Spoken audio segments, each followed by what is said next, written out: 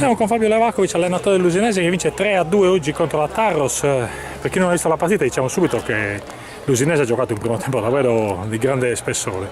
Grande spessore del primo tempo, poi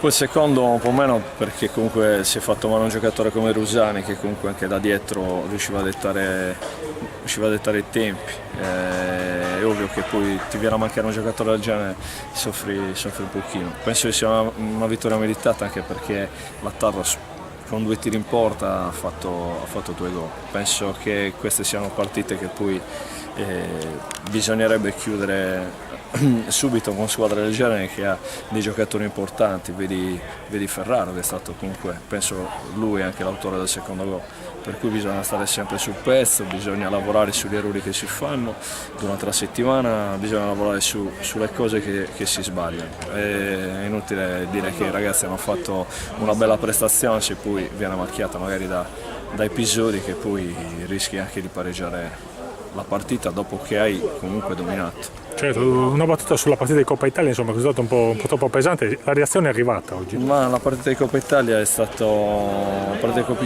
Italia, poi si dà la possibilità anche di giocare ai più giovani, vedere cosa si ha anche in mano, che materiale hai.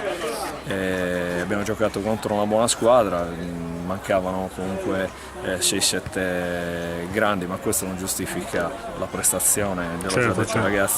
Dei ragazzi anche più giovani, anche perché a questa età ci sono ragazzi che giocano anche in Serie A, per cui voglio dire, quando si ha la possibilità di giocare bisogna mettere in mostra, ma è stato un episodio anche perché ho la fortuna di allenare un bel gruppo di lavoro. Certo. Benissimo mister, noi la ringraziamo, complimenti per la vittoria, per il gioco espresso oggi dall'Usinese e un grande in bocca al lupo per le prossime partite. Grazie a voi.